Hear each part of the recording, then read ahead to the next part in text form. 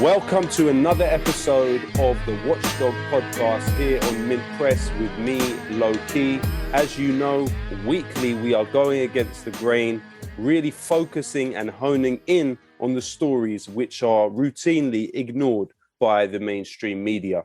For that reason, we hope that you can support us by liking, sharing, subscribing to this channel, and also joining us on Patreon. We need all the support we can get as an independent media outlet in increasingly tough times. Now, this week we are speaking about the news that is on everybody's lips. What is happening in Ukraine? Now, we could start this story in 1812 when Napoleon crossed over into Russia.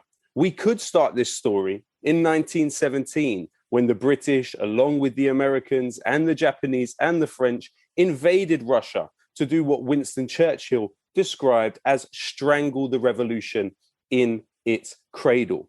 But for the sake of time, we're going to start in 2008. You can access this document on NATO's website. The Bucharest summit, one of the conclusions of it and the joint statement of those attending it read as follows: NATO welcomes Ukraine's and Georgia's Euro-Atlantic aspirations for membership in NATO. We agree today that these countries will become members of NATO. Now, at the time, the Russian government made absolutely clear that Ukraine becoming part of NATO was an existential threat. When you think about it this way, and you look at countries like Poland and Romania already having NATO missile systems pointed at Russia from them, when you take into account that if missiles are placed in Ukraine, they will be 500 kilometers from Moscow, when you understand that NATO is a relic. This is an organization that in the early 90s promised it would not extend beyond Germany. And what did it do? It extended 14 member states closer to Russia. When you understand it as an organization which is aiming to essentially balkanize Russia in the long term, then it makes perfect sense what is happening today. Of course, Brzezinski, Jimmy Carter's national security advisor, wrote in his book, The Grand Chessboard, that without Ukraine, Russia goes from a Eurasian power to simply Asian. And we have seen this recent depiction on the front cover of newspapers and magazines of Vladimir Putin as essentially Asian. We've also seen the EU and Ukraine step up their relationship. Also, we know that the closing of the Nord Stream 2 pipeline is a major victory for the United States and the LNG producers, who now have the chance to take over the market of gas in Europe, especially in the situation that we are in today. What the closing of the Nord Stream 2 also represents is an opportunity for the United States to pass off the danger of a Russian, Chinese, and German alliance. And so by doing this, the United States is effectively separating Russia off from Europe. We also know that the State Department's head of Russia policy, Victoria Nuland, has been recorded several years ago discussing candidates within the Ukrainian government and essentially selecting who would be most pleasing to Washington. This is essentially a NATO war. Make no mistake about it. We've seen it lamented online that this war is afflicting, unlike previous wars, civilized people who look just like us. We've seen very popular British broadcasters lamenting the use of vacuum bombs. It's important to remember that the world's number one producer of thermobaric missiles, aka the vacuum bombs, which suck the air out of the people they target, is the US arms company Lockheed Martin, the biggest in the world. And their AGM 114 Hellfire has been used over the previous decades in Iraq, Yemen, Somalia, and Afghanistan, during which the value of Lockheed Martin shares increased by 1,235%. We are also seeing the walls closing in Britain and the United States on Roman Abramovich. Now, he is in a very difficult and tense position. We also know that Danny Dayan, the former head of the umbrella organization of the illegal Israeli settlements in the West Bank, of all of them put together, the Yesha Council, is lobbying the US not to sanction Roman Abramovich. Now, the way that it is being presented is that this appeal comes from Yad Vashem being Israel's Holocaust Center memorial. Now, this organization not only is a third funded by the Israeli state, its chair, Danny Dayan, in this case, was selected by the Israeli government. Essentially, this is an arm of the Israeli government lobbying the US government not to sanction Abramovich. It's well known that he pumped over $100 million from the British Virgin Islands into David, an organization which is cleansing Silwan and Sheikh Jarrah of Palestinians as we speak. Now, UK Foreign Minister Joyce Analay described this organization, David, as carrying out radical settler activities under the guise of tourism. However, this organization has a UK branch by the name of UK Friends of the City of David. Now, the question has to be asked, why is this organization based here, one of its directors being the IDF spokesman, Doran Spielman, considered a charity by the UK Charity Commission? Also, in other news, we have seen BBC correspondent Jeremy Bowman and former main presenter on BBC's flagship political show, Newsnight, Emily Matlis, come out with very, very clear political statements encouraging different things within Ukraine. Now, Jeremy Bowen has put online this guide of how to use Molotovs to target Russian tanks. Now, it's important for us to point out the incestuous revolving door relationship that exists between the BBC, the mainstream media that we have in this country, and not only the Ministry of Defense, but specifically NATO. So, for instance, Mark Lowkey, who was the BBC's defense correspondent for many years, less than a month after he quit his job, went on to be NATO's spokesman. In fact, today you have a BBC broadcaster and presenter by the name Victoria Cook, who simultaneously worked for NATO. In addition to that, Ronnie J, a worker at the BBC 5 Live, and later went on to be the British Army press officer while he was working for BBC 5 Live, also worked for NATO. And then not long after that, between working for NATO and the British Army, he was a worker at LBC. You also have Bojan Lazic, who was a psychological operations specialist at NATO at the same time as working for the BBC. Another gentleman by the name of Keith Miles was a software developer for the BBC and at NATO at the same time. Surely that is a major conflict of interest. Also, Matt Worsdell was an employee at NATO implementation lead for their communications and information agency at the same time as being a project manager for the BBC. Another gentleman by the name of Soleiman Redmanish was a PSYOPs specialist at NATO at the same time as working for the BBC World Service. You also had David McGee working as a news producer for the BBC, and less than a month after finishing his work for the BBC, going on to work for NATO. Dominic Valaitis, again, a BBC employee and NATO at the same time. And in a similar way to the previous trajectory of Mark Lowkey, we see Una Legesco going from being a BBC presenter to working as a spokesperson for NATO. But perhaps in this whole structure of our mainstream media, one of the most glaring conflicts of interest that I have found is of the former foreign news editor at Sky News, Lorna Ward. At the very same time she was the foreign news editor at Sky News, she was a strategic communications advisor to the deputy commander of NATO in Afghanistan, Lieutenant General Adrian Bradshaw.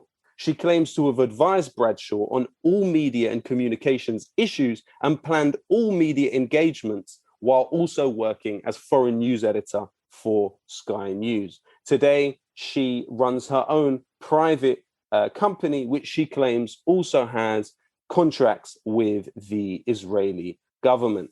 Another example of this glaring conflict of interest is Polly Middlehurst, a presenter on the much maligned and mobilized against GB News, former presenter on Sky News also. But simultaneous to being a presenter on GB News, she is a strategic communications employee of NATO and a media coach at the Ministry of Defense.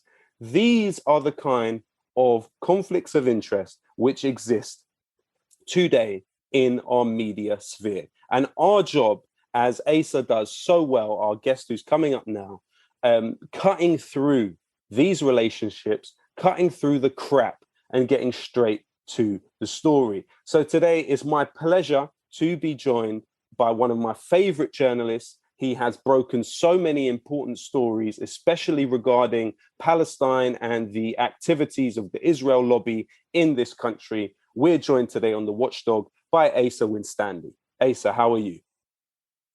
Oh, it's great to be with you, Lowkey. I'm great, thanks. How are you?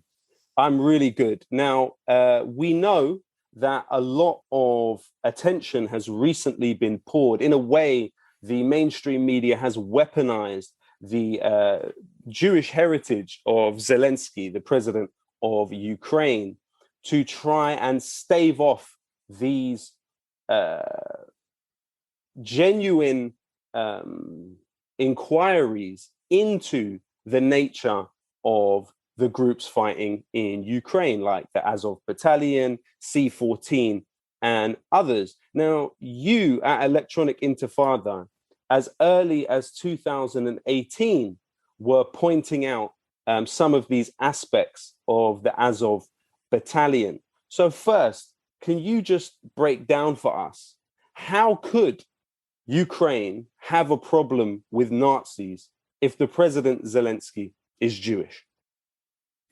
Yeah, that's a very good question. And I think you're right that Zelensky's Jewish background, it has been a very useful sort of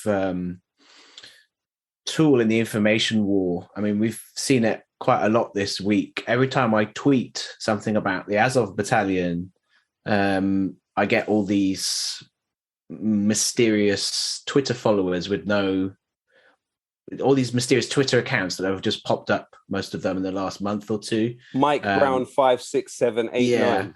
Exactly. And they've got one follower or something like that, and they say things like, well, they vary between, oh, the Azov Battalion has got no influence, oh, I heard the Azov Battalion disbanded, and then and there's no basis for any of this. It's not true. It very much had not disbanded, and it is active on the ground in the fighting in Ukraine at the moment, particularly in Mariupol, where where its headquarters is, near the Donbass region. Actually, in the Donbass region, but near the sector of the Donbass region which the pro-Russian separatists controlled up until this most recent Russian invasion. So you get all these bots and they say things like that, but then they sort of vary between downplaying them, and then others, more disturbingly, say things, actually, they're Ukrainian patriots and they're just defending. It's important to note that these groups are Nazi groups, right? So, there's so much being said in the mainstream media right now. We're reaching a really dangerous moment where this kind of McCarthyism is being whipped up. This week we saw RT, Russia Today, removed from British airwaves. Incidentally, due to a decision by the European Union and not the British government. So much for Brexit. And even YouTube blocked it in Britain, again, an indirect decision of the European Union. And a lot of the mainstream media propaganda is kind of counter propaganda, because they're saying, well, there's no basis to what Vladimir Putin is saying about Ukrainian Nazis. Unfortunately, regardless of what we think of Vladimir Putin and his politics are not my politics, and obviously war is a very bad thing and nobody wants to see a war in Ukraine. But as it happens, when he talks about Ukrainian Nazis, he happens to be right. Like, okay, so people say things like, one of the objections when you point out to these various Nazi groups in Ukraine is, oh, well, it's not. It's an exaggeration, it can't be all the people in Ukraine. And that's right. Like, it's not all the people in Ukraine. But then when is it? Like, not, it never is. Like, the majority of the people in any country are never going to be Nazis. Like, that's the definition of Nazism. It's an armed gang of fascists that take over by force, whether, in an immediate coup or slowly. Hitler didn't come out of nowhere in 1933, let alone in 1939. He was slow. He tried to have the beer hall putsch and all this stuff, and he was building up his forces. And eventually did get some electoral success, but he never had this. He never had a complete unambiguous majority. There was always, at least 50% of the population that was voting for either the Social Democrats or the Communists. Unfortunately, they were divided between themselves, which helped. But the point is, the Nazis in Ukraine have important levers of power. So, for example, the Azov Battalion, which I wrote about in 2018, this explicitly Nazi group, it's part of the armed forces. Again, one of the objections you hear when you point out to these Ukrainian Nazi groups online, and this is from just normal people as well, could just be liberals or whoever, people who maybe are not that much informed, they'll say things like, oh, well, every country's got Nazis and, you're not objecting to them. And, it's not most people. Yeah, there is. So, of course, we have the EDL. They're not explicitly Nazi, but they're certainly a fascist organization. BNP, in decline, really. We used to have the National Front. And in America, of course, you've got the KKK and various neo-Nazi organizations. But, if I don't know, I'm trying to think of a parallel to the Azov Battalion. I suppose there's this group, this banned group, National Action, this extreme British Nazi organization, which was outlawed as a terrorist group. The Azov, what's happened with Azov Battalion in Ukraine would be the equivalent of National Action being made a unit of the armed forces of Britain. Like, officially not, and this is not infiltration. It's not like, oh, it's a few bad apples that have infiltrated. It's not like, oh, okay, there's some police that have got Nazi tattoos. That's a bad thing. Yeah, this is whole levels beyond that. In 2014, this organization was established and integrated into the Ukrainian armed forces. And they've got Zelensky. Zelensky's not a Nazi. That's obvious. He's a person of Jewish heritage. I'm so sorry, Asa. Can I just pause for 1 second and use the toilet? Yeah. I'm so sorry. Yeah. My fault. No worries. We'll resume from there. That's okay.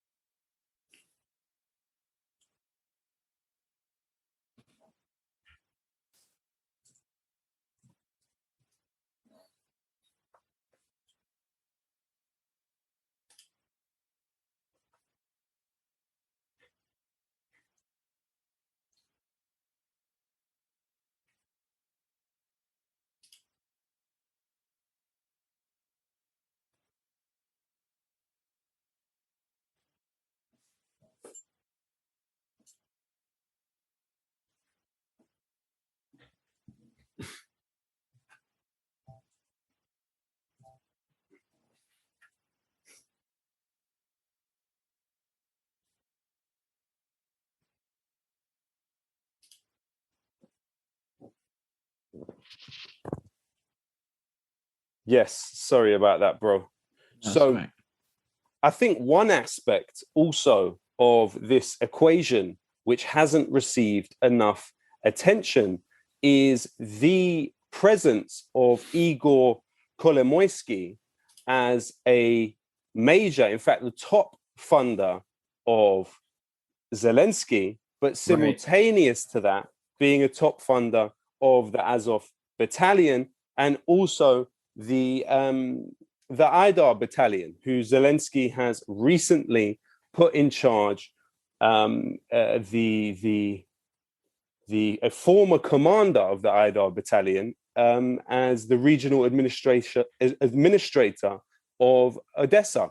Now, the Pandora Papers revealed these payments that were coming from Kolomoisky to Zelensky from these offshore accounts. And of course, the Pandora Papers were widely vaunted across the English language media, but very little attention has been given to that particular relationship. And also, as you said, no, Azov are not the majority, of course, but they are essential in the frontline activity. And in Mariupol, they've also been seen attacking an International Women's Day march of feminists and liberals also.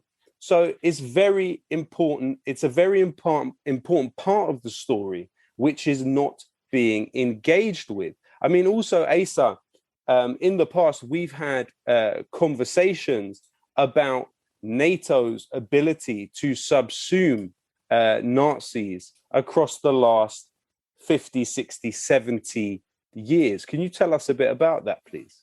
Yeah, so I mean, I think that this is really important that we, especially in Britain, but in the West in general, we do not know what NATO is, like in terms of us as the population and us as the left. We don't know what it is. We really need to educate ourselves about this. You know, we saw, unfortunately, I saw Diane Abbott the other day describing it as a defensive alliance. It's not a defensive alliance. It's never been a defensive alliance. It's always been an aggressive organization targeted at Russia. You know, if you look at the history of NATO, when it was first established, the Russians, the USSR as it was at the time, they knew what this was about. It was about creating an anti-Russian military alliance at the beginning of the Cold War.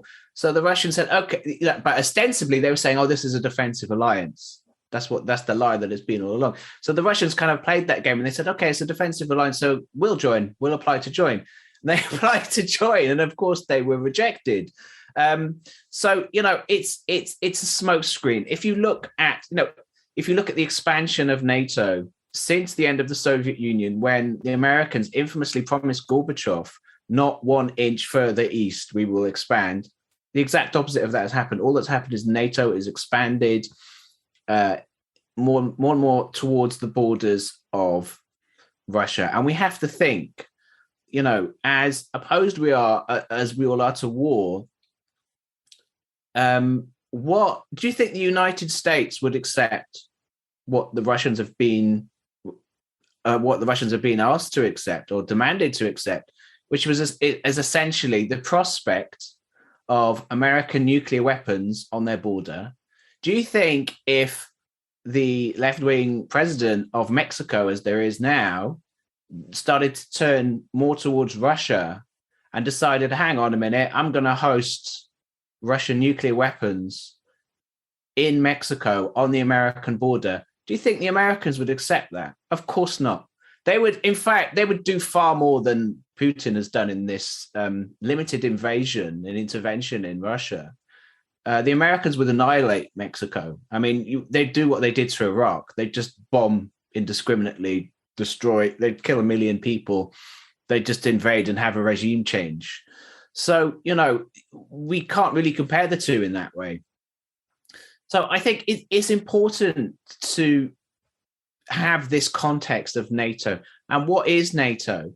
NATO, the so-called North Atlantic Treaty Organization. We've seen, I just saw a headline this morning, Mike Pompeo, the former CIA director, former State Department,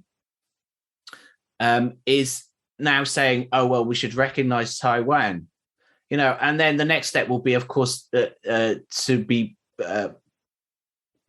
getting Taiwan to join NATO, which is ludicrous. North Atlantic Treaty Organization. It's thousands of miles from the North Atlantic. So this is the pretext. So the history of NATO, it's important that people understand. The history of NATO is that it is a Nazi organization. I mean, that's not an exaggeration. After what has been happening in Ukraine is not unique. Like after the Second World War, the Russians, the USSR, Stalin, they started to denazify the countries in Eastern Europe up to East Germany. They denazified, and they executed Nazis. They removed Nazis from public life.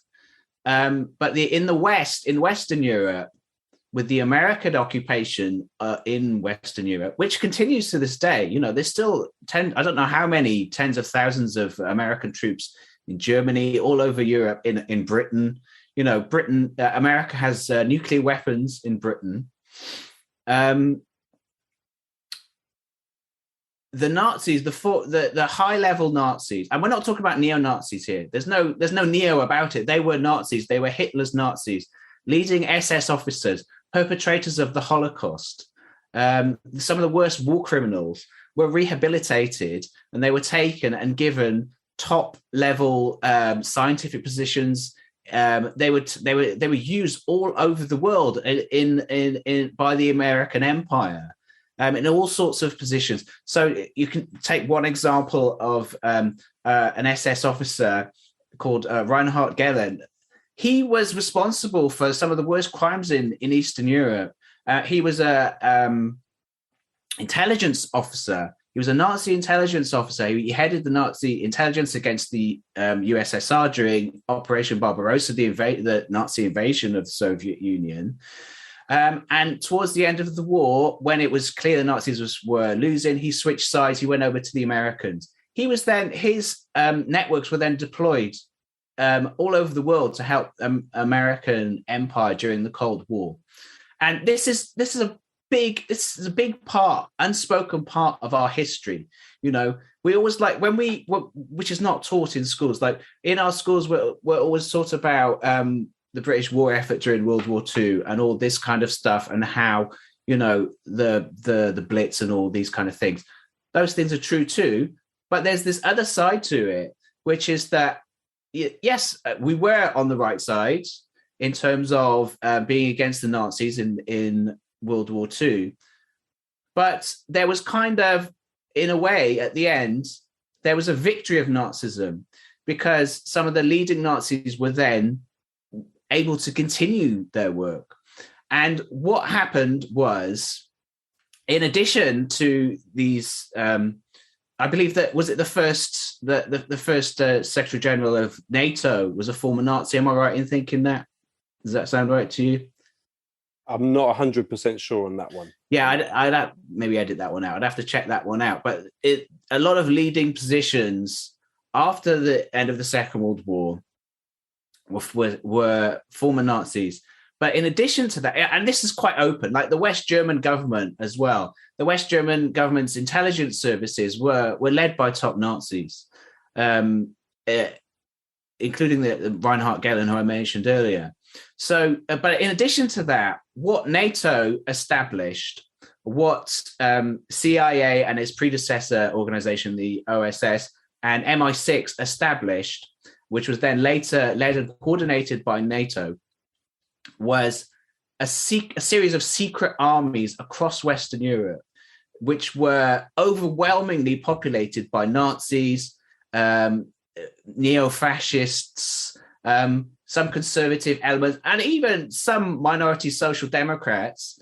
But by and large, it was mostly Nazis. It was mostly Francoists. It was the most brutal armed forces within the mostly military intelligence of different countries in Western Europe, to set up secret NATO Nazi armies coordinated by NATO all around Europe, from, all around the NATO countries, the anti-Soviet Union countries, which stretched from France to in the West, and Britain and France in the West, all the way over to Turkey in the East.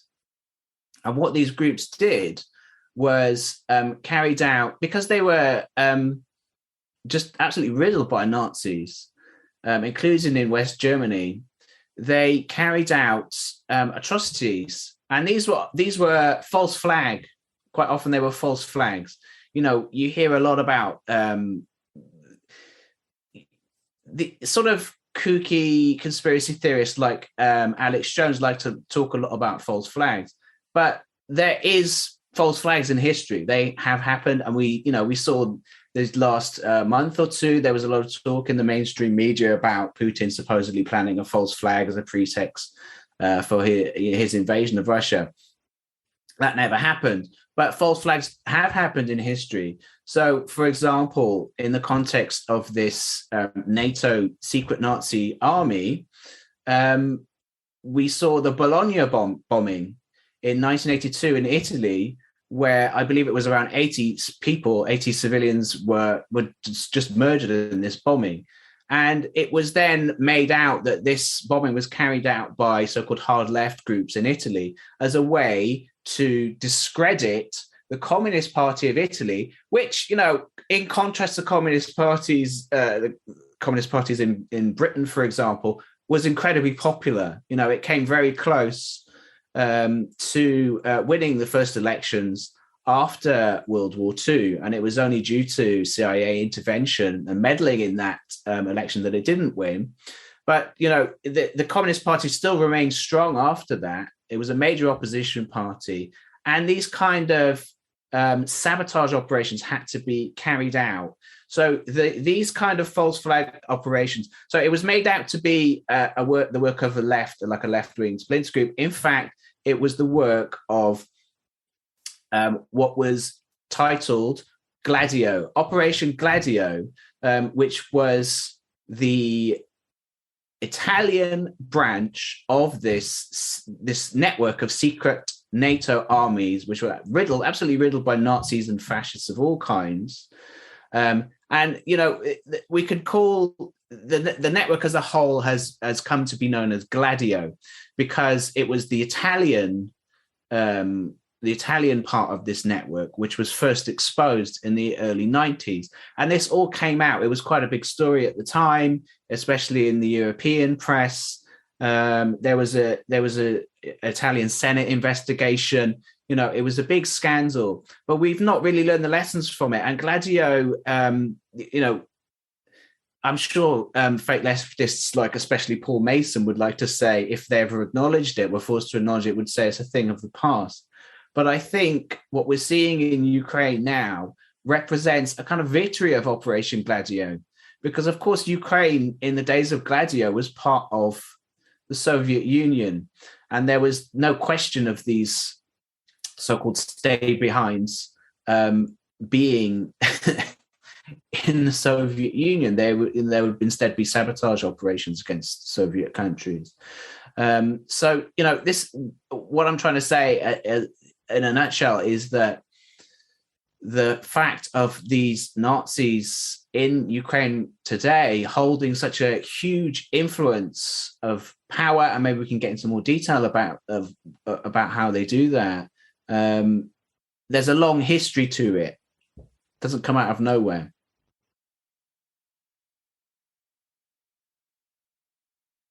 Absolutely, man. And it has been said that if we were to try and list every single Nazi that collaborated with the CIA, it would take almost 3,000 pages. One of the most clear examples is the team that Sidney Gottlieb, the US scientist who worked for the CIA developing MK Ultra, the team that he assembled around him of doctors and scientists, a huge portion of them were people that had worked directly for the Nazi Party.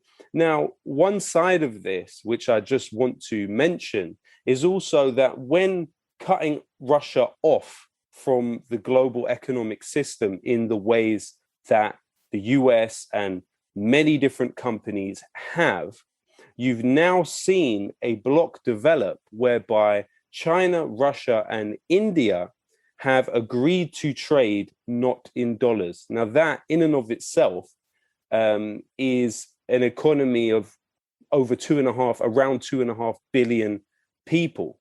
In the long term, this will further isolate the United States. But obviously, in the short term, there will be considerable damage from this. I think it's also worth mentioning that across the first 4 to 5 days of war, you saw the price of shares in the French arms company Thales increase by over 26% in 5 days alone.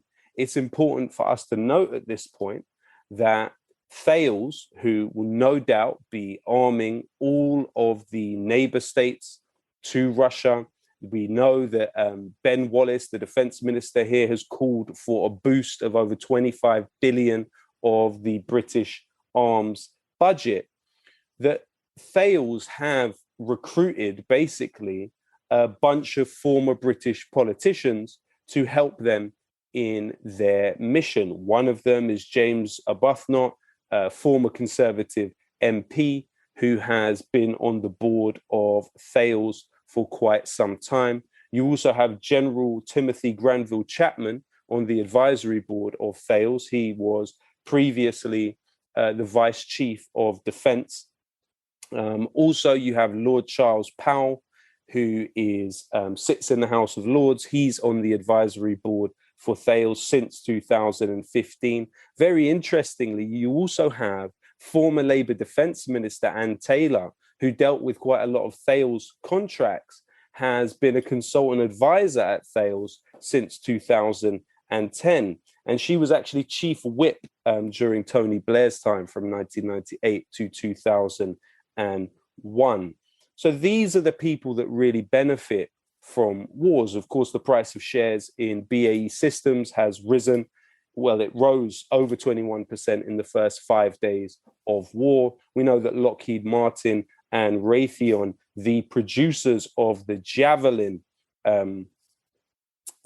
military hardware, which has been so useful to the Ukrainians, the price of their shares have also increased exponentially, essentially. But also, Asa, it's important to ask you at this point, in 2018, you published an article for Electronic Intifada questioning whether Israel was actually arming the Azov battalion.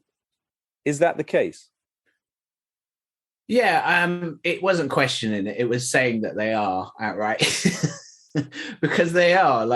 So this is in the context of this this history that we were just talking about. And it's difficult it's such a wide history. Like, if people want to read more about this, the best book is NATO's Secret Armies by I believe he's a Swiss academic called Daniele Ganser.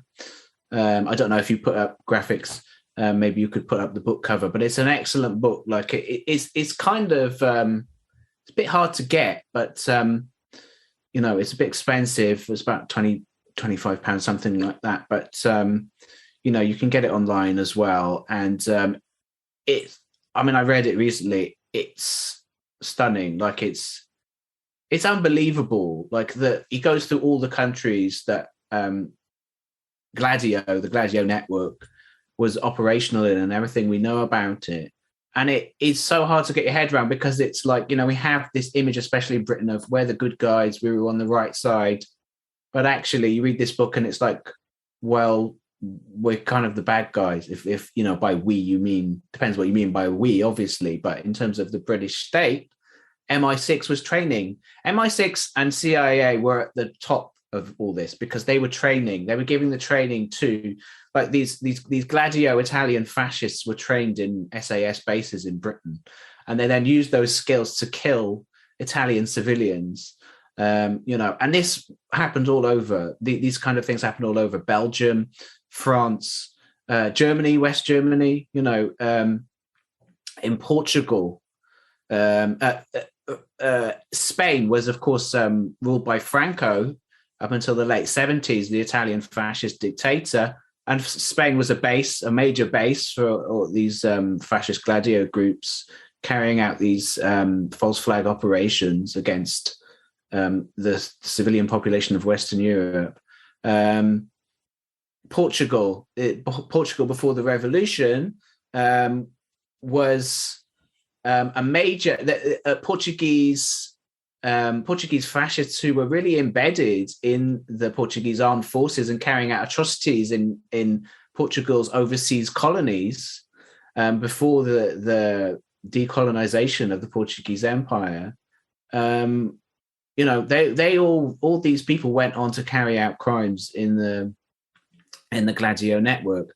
But so the arming of the Azov battalion and the other far-right organizations in Ukraine who have these important levers of power in the current Ukrainian government, even despite the fact that its president is of Jewish heritage, are being armed by the United States. They're being armed by Canada, especially. There's a big Canadian pro-Ukrainian Nazi lobby in Canada.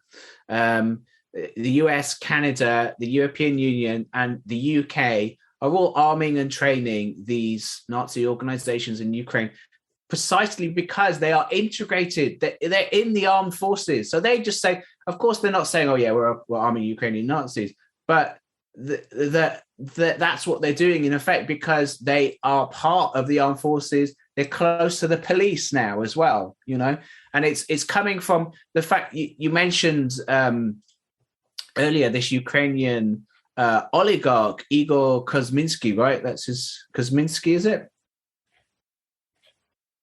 Let's this is the good thing. Kolomoisky. Right. Okay. Let me do take two. You mentioned earlier the Ukrainian oligarch Igor Kolomoisky, and he was one of the main funders, I think the main funder of the Azov battalion. And at the same time, later on, when we saw Vladimir Zelensky's presidential campaign, he funded that as well. So it's like capitalism does not mind siding with fascists if they believe that is what is going to promote their interest. They'll do whatever it takes.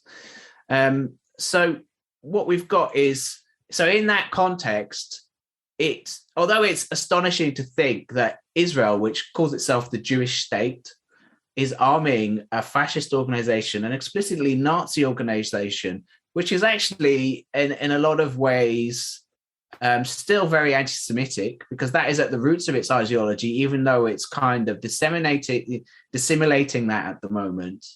That is not far under the surface. So in that context of all these NATO and pro-NATO countries arming the Ukrainian armed forces, arming Ukrainian fascists, it shouldn't be a surprise that Israel is arming them, because they're doing the same thing that the Western imperial allies are doing.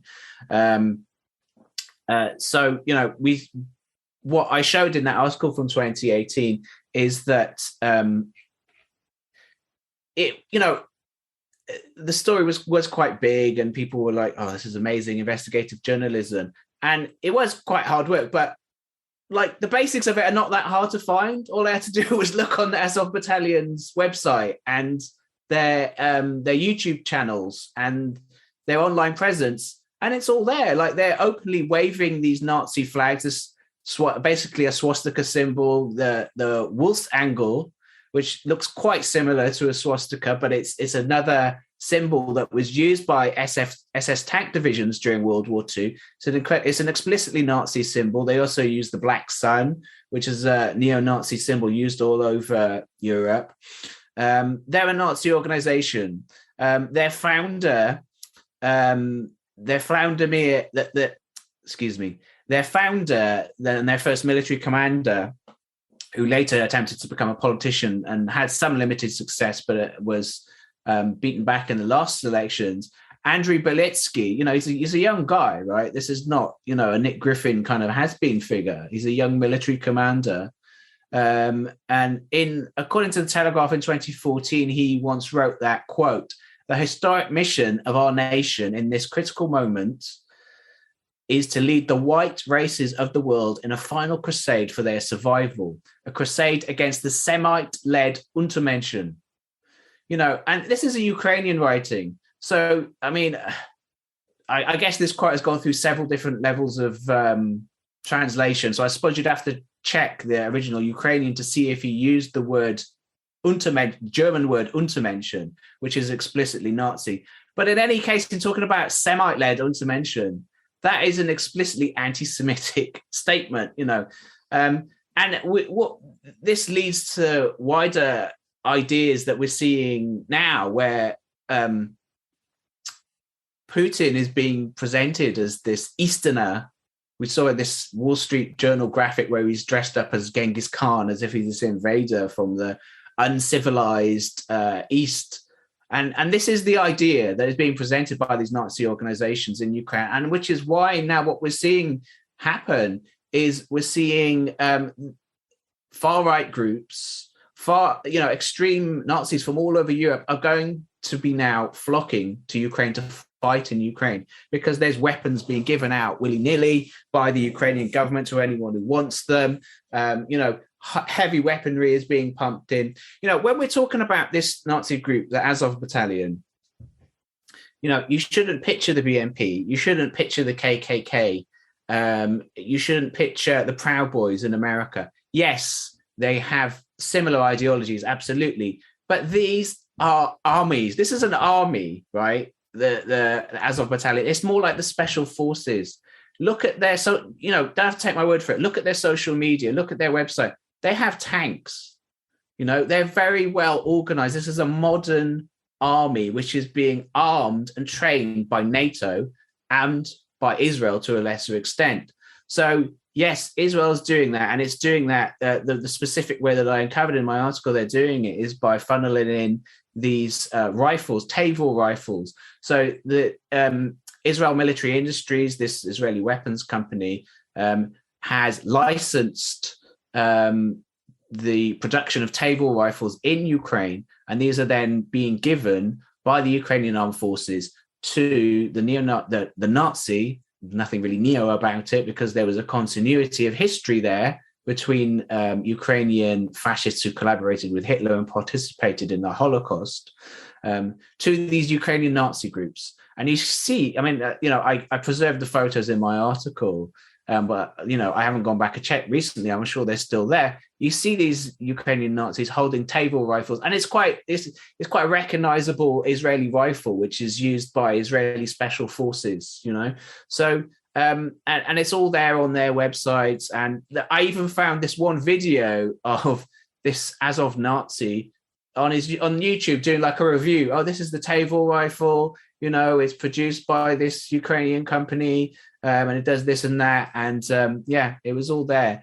This is what's happening. And according to the Israeli lawyer that who alerted me about this in the first place, Itay Mack, there is reports as well of Israelis going in and doing a long time, years ago now, training these people. And so this is part as well of a longer, as well as this context of NATO and the whole pro-Nazi impetus of NATO. It's part of another hidden history of Israel arming some of the worst right-wing extremists around the world if they think that it will serve the US empire, which they did all over the world, in Honduras, for example, in Iran before the rise of the Islamic Republic. When it was the Shah, they were big allies with Israel was big allies with the Shah. The Contras in Nicaragua, there was a period when Reagan was blocked because, the Contras' human rights abuses against Nicaraguan civilians in order to try and overthrow the victorious and popular left-wing government. They waged a brutal war, a disgusting war and all these war crimes were being committed by the CIA army, the Contras in Nicaragua. And it became so blatant that there was a period when, this is in the 80s, when Congress actually blocked Reagan and the CIA from sending weapons and training and support to the Contras, the counter-revolutionaries. And at that time, a way to get around that was funneling the weapons through Israel. And that's, Israel played that role. Israel is a useful imperial tool to the United States empire, and it has been for many years. And so this is really the context of this. It's also important to note that the Tavor rifle that comes from IWI, which is formerly a division of IMI, is owned by Elbit Systems. So we have Israel's largest arms manufacturer, which is the subject of a massive campaign in Britain, an unprecedented campaign. We've defeated them in Oldham.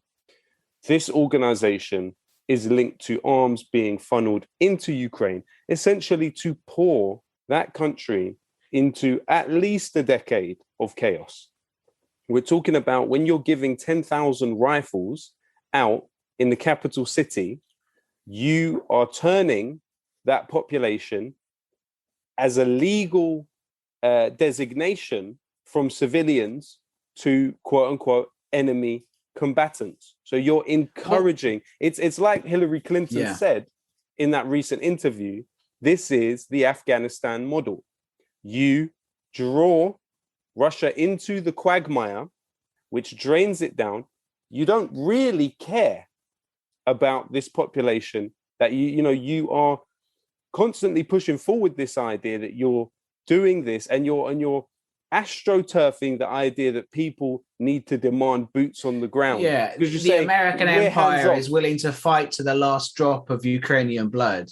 Exactly.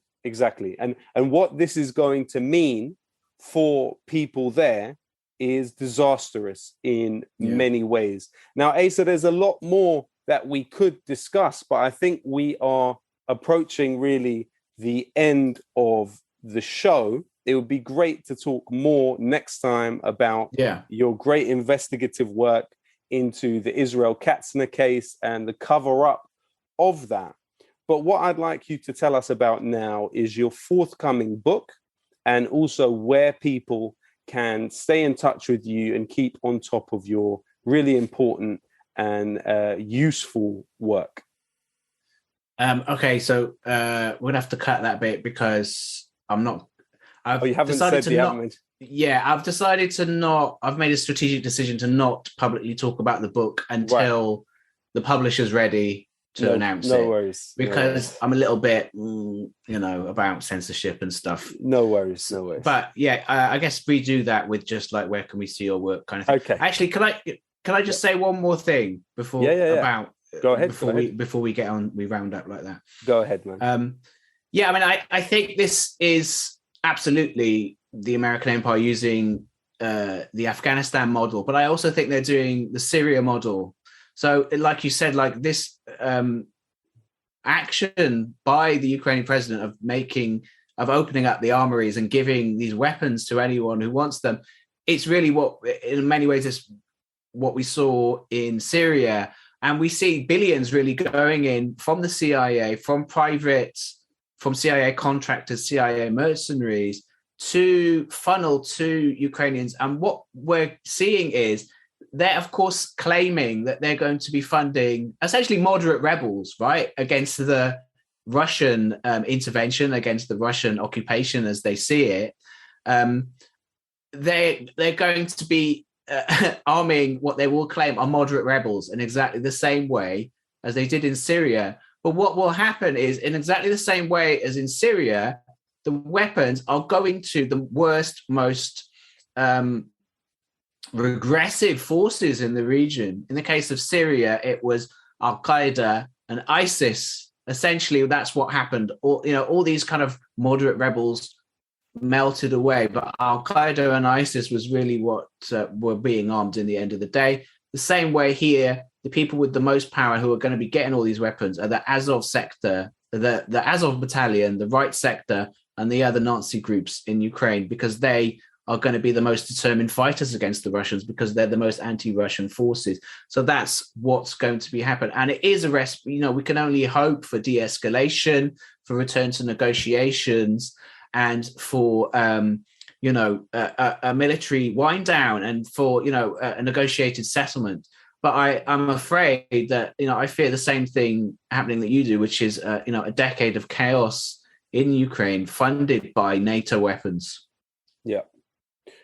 I think it's also important that I clarify one of those things that I just said. So the Tavor is produced by IWI, which is owned by the SK Group.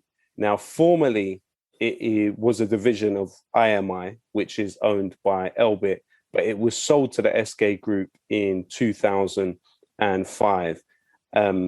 So it's important that we just have that clear.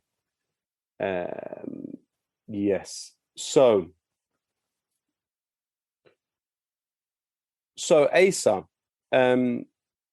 where can people keep in touch with your important work? There's so much more to talk about, and we'll have to have you back on another occasion to talk about the way in which we now find ourselves with the majority of the left in this country essentially to the right of Henry Kissinger on foreign policy, especially regarding Ukraine. It was Henry Kissinger that argued in the Washington Post in 2014 that it would not be a good idea for Ukraine to join NATO, and rather than serving as a bulwark of the West against the East, it should serve as a bridge. And as I say, we find ourselves essentially in the minority of those who even mention the word NATO in relation to what is happening there today. So, Asa, how can we keep in touch with you, and how can we keep on top of your great work? I've got a Substack, asawinstanley.substack.com. I do weekly free newsletter, which people can read, and I put out my kind of thoughts for the week, recommended reading for the week, including my own articles and media appearances. So that's the easiest way for people to stay on top of all my work. I'm at Asa Winstanley on Twitter. I most frequently publish at the Electronic Intifada and other places after that. So yeah, asawinstanley.substack.com to keep on touch with all my work. Thank you very much for joining us, Asa, and thank you for joining us today and watching the show. Until next time, this is Lowkey. See you on the Watchdog here at Mint Press. Thank you.